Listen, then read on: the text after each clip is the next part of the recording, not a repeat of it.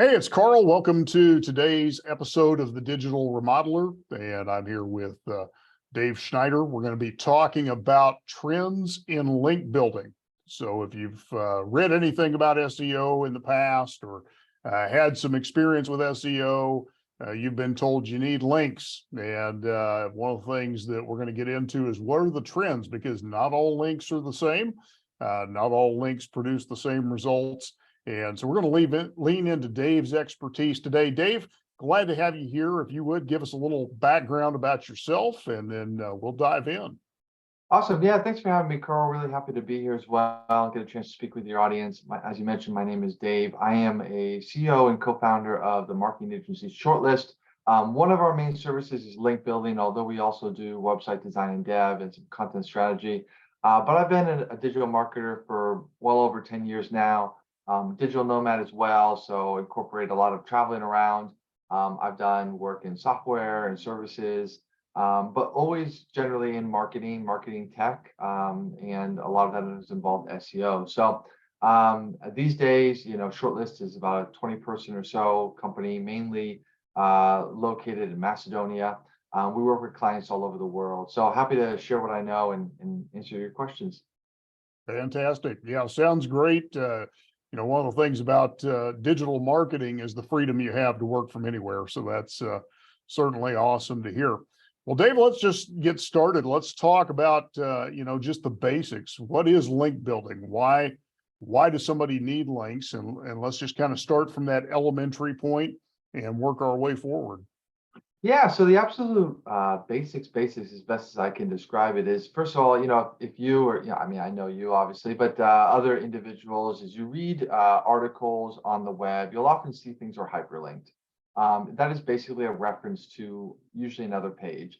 It may be a page within that website. We call that an internal link, or it may be a link to someone else's website. Let's say Wikipedia, for example. We call that an external link. In many cases, you look at that and you think of that as just a user experience feature. Sort of, we are citing, the source of which we found it, much like when we were, younger, we were told to kind of reference and cite the facts that we brought in that weren't originally ours. But those who, know a little bit more about SEO understand that that is a primary link ranking factor for Google. So essentially, part of the way the Google search algorithm works, and I'm not privy to the exact algorithm in and of itself, but it's a well-known fact that this is at least a major contributing factor, is that the more links that your site or web page has incoming from other quality sites, the higher it's going to rank for those keywords that are associated with the link coming into your page. So link building is sort of the service or the act of generating those links, whether or not you're going out to webmasters and you're asking them to link to content that you've written, or whether or not they are just organically finding things that you've created online and are linking to it naturally, but going out and having those links created with the goal to increase where you rank in the search. Okay, great. Now, you used a word there that I want us to dig into a little bit. You used the word quality. And so let's talk about what is a quality link versus just any link in general. What is it that a person should be looking for to really fit that definition of quality? Yeah, quality is one of those subjective words where everybody has a little bit of a different opinion about what it means. But we can say that when you are getting linked to from another site, the metrics of that site bear importance as to how good, for lack of a better word, that link is, how valuable it is. So for example, if you were linked to maybe from a site like Forbes, this is a well-known reputable site, it has a lot of traffic, has a lot of authority because a lot of people are linking to Forbes. So it has in turn a lot of authority that it can sort of pass on. Then it is likely going to be considered a quality link. On the other hand, there are many links that we receive all the time, and they are, we'll call them low quality. They are from sites that don't have a lot of traffic. Maybe these sites are spamming. Maybe they are what we call just kind of private blog networks. So somebody kind of owns a farm of sites and they've sort of created their own link network.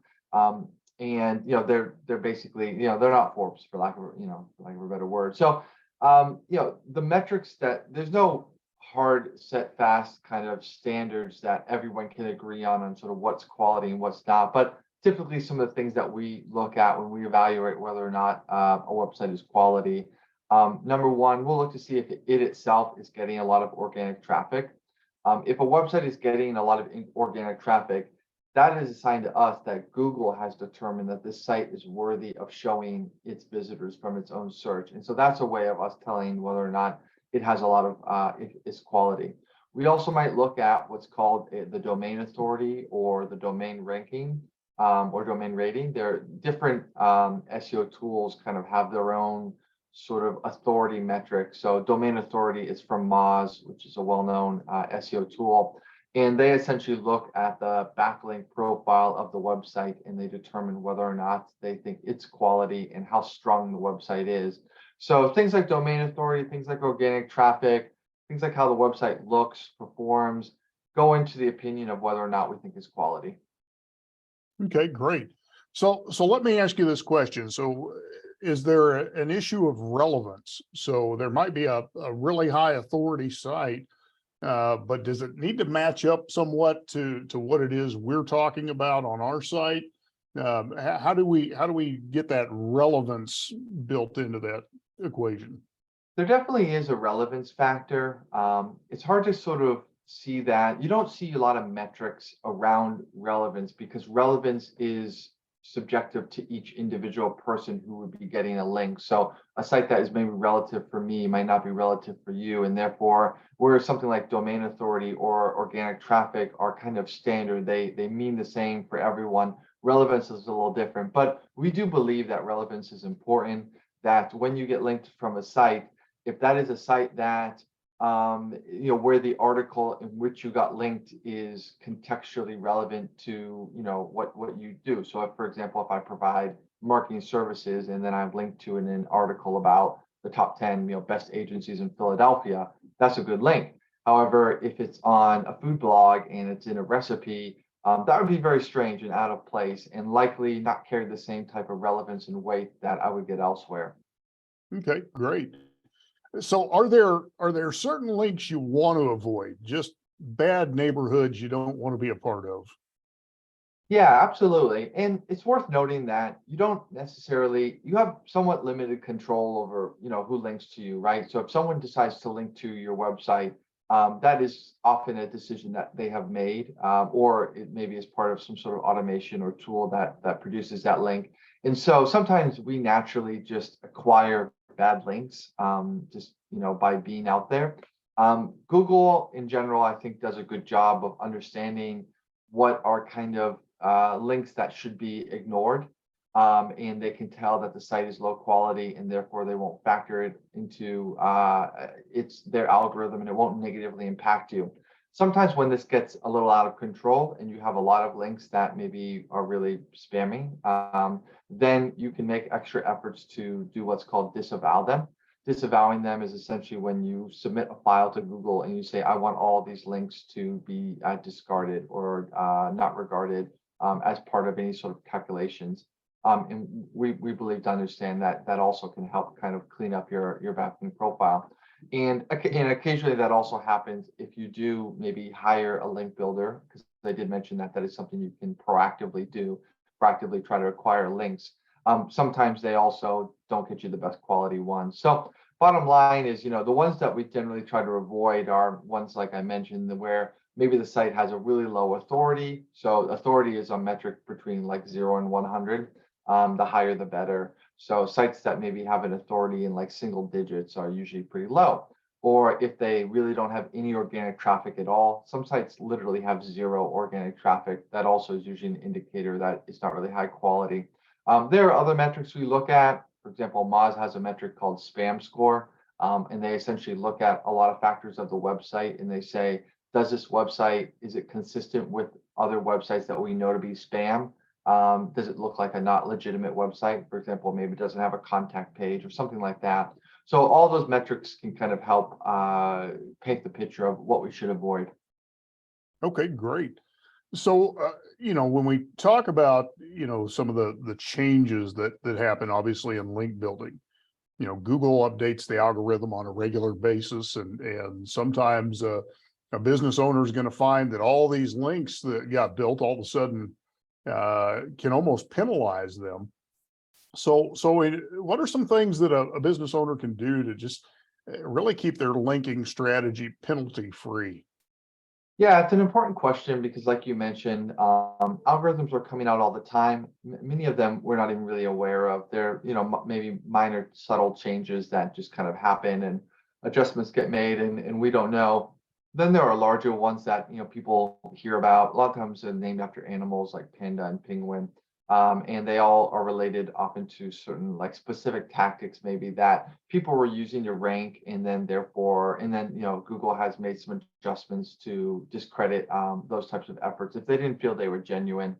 At the end of the day, it you could obviously sit back and not do any link building whatsoever, and hope that sort of naturally it went your way. Sometimes it does, sometimes it doesn't. But in many cases, businesses that want to grow, they do go out and they try to work with an SEO or a marketer, maybe bring one on their team, or potentially hire an agency to do link building for them. And that's when it's really important to make sure that the quality standards that those individuals or that service has align with you and what you're looking for, because like you mentioned, you're going to get those links, and if they are low quality, they may not stand the test of time. You may benefit from them for a few months, but then some algorithm change will essentially disregard them, and all that kind of money and work will have been useless. In worst case scenario, it could actually kind of end up penalizing you, and maybe in a worst case scenario, you could be removed from the search altogether, or just knocked down for a lot of your key terms. So it's really important to be on top of the link building if it's something that you're actively doing, and make understanding the quality of the links that are kind of coming in. There are tools like SEMrush where you can have your backlink score kind of audited through software, and it will give you a proportion, for example, of kind of high, medium, low quality links. And then, as I mentioned, you can send a disavow file if you need to, if you have a lot of low quality links. Those are some of the main ways.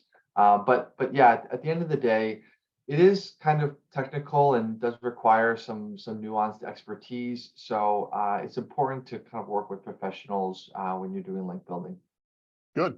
So we were going to talk about some of the trends. So what are some of the trends you're seeing in link building and just overall linking strategy today? Yeah, if you were to look at link building, years ago, and SEO in general is an industry that is changing all the time, rapidly. Every 6 to 12 months, they're often, changing priorities and things like that. Metrics go in and out of favor. Back when I first started, there was a metric called page rank that seemed really important at the time. Nowadays, nobody really looks at that one. So it is something that you have to be on top of. More and more, we're just sort of seeing that emphasis on quality. It used to be the way, SEO is often kind of categorized into what we call black hat, gray hat, white hat efforts. Black hat efforts are usually kind of geared towards acquiring more spammy, sort of quick win types of approaches, but they don't often stand the test of time. A lot of the links that you could get from private blog networks or low quality sites in the past, those could work, and those could help a site increase their ranking. Nowadays, Google has just fine-tuned its algorithm to be more and more robust, and they're really understanding, what is a good quality link, contextual links in content, what is well-written content, and even just beyond link building in and of itself, at SEO in general, understanding about the user experience of a site and how fast content loads and performance and all of that. So all those factors these days are important. Link building is certainly an important factor in rankings, but more and more new metrics and factors are introduced into Google's algorithm. And last time I checked, there were over 200 or so that play a role. So I would say that, link building is certainly prevalent and important in today's day and age, but is not the end all be all. And there are a lot of other things to take into consideration in terms of, what's important to have on your site. Okay, excellent. So are you seeing, AI playing any kind of role in the link building process these days? There's a lot of discussion about how Google's going to treat AI.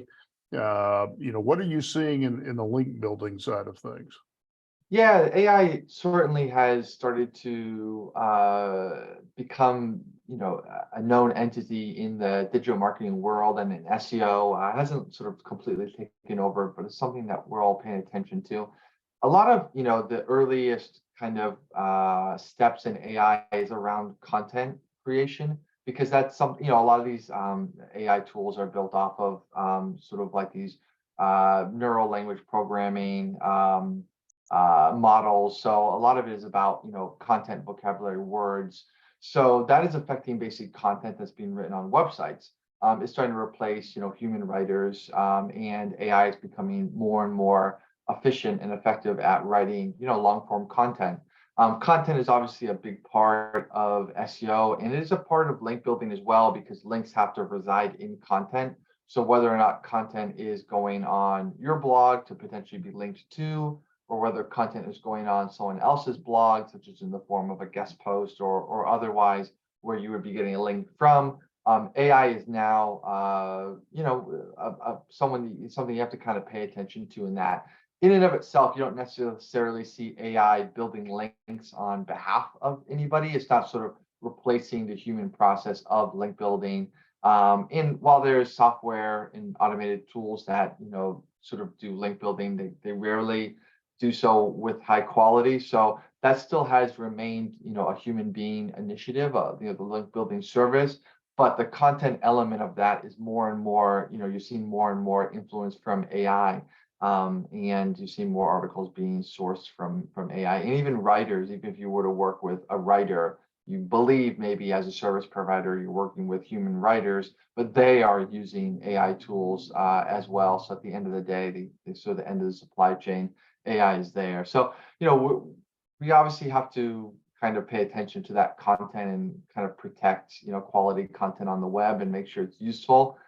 But on the other hand, a lot of what AI is producing is getting better and better, and it's rivaling, human writing. So it does seem like it's something that is going to take a foothold going forward. Okay, good. And then a question we get a lot of times is kind of going back to just linking strategy. A lot of business owners ask us, well, how many links should you have? So how would you answer that? Yeah, obviously it does vary quite a bit from customer to customer and sort of where they're at in their journey. The earlier you are on, the less links that you need, and then as you get bigger, you naturally have a larger backlink profile, and then typically, you're going to need more links to have impact. It also often depends on the competitiveness of the keyword that you're targeting, and some other things. And that's why, like we mentioned before, kind of working professional can be useful. That said, I mean, often when we work with clients and we do link building on their behalf, we're usually sort of acquiring somewhere between 5 and 20 links per month. So that gives you an idea of sort of, how we as a service do it for clients. But again, there's some variation there from client to client. Okay, great. So Dave, before we kind of wrap up, any final golden nuggets that you have for anybody listening? Just things that they really ought to lock into when if they're thinking about a link building strategy, they're looking at vendors. What are some of those nuggets you would have for them? Yeah, I certainly don't want anyone to be stressed out about link building. And, I know it's one of those things that, links honestly can be kind of expensive, and it can be difficult to find a good service provider. So can be, a little bit of a headache to kind of get that ball rolling. It's also something that takes time. A lot of different marketing efforts out there, and some of them can produce results quickly or more quickly than others, like paid advertising. Typically, you see results from that earlier, but you have to pay kind of every month to make sure that you're kind of out there with your ads. Whereas SEO, link building, content strategy and creation, they tend to be a bit more long term. We call them like evergreen, and they take 3, 6, 9+ months to mature. So it is something that's you don't necessarily need to invest heavily today, but it's good to get the ball rolling and get started at least a little bit early on. So that way, 12 months from now, you will have started to reap a little bit of effort and see some results from that early work that was done. Okay, great. So, Dave, if somebody wants to learn more about you, about your services, where can they go to find that information? Yeah, absolutely. I'm best found via email. Shoot me an email, dave@shortlist.io. That will get you over to me, and I'm always responding right away. So, not too active on social media, to be honest. But yeah, if anyone wants to say hello, that's the way to do it. Okay, fantastic. Well, I appreciate your time today, and it's been great just diving into this topic. It's one of the evergreen things of search engine optimization is links are critical. That hasn't changed no matter what. And so, some great insights from you. Any last thoughts that you want to share today? No, I think yeah, I think there's some great questions that help kind of underline a lot of the basic misconceptions and fundamentals of link building. So thanks for having me on the show, Carl. Absolutely. Again, this is Dave Schneider, and it's been great talking with him today, and looking forward to seeing you on our next episode.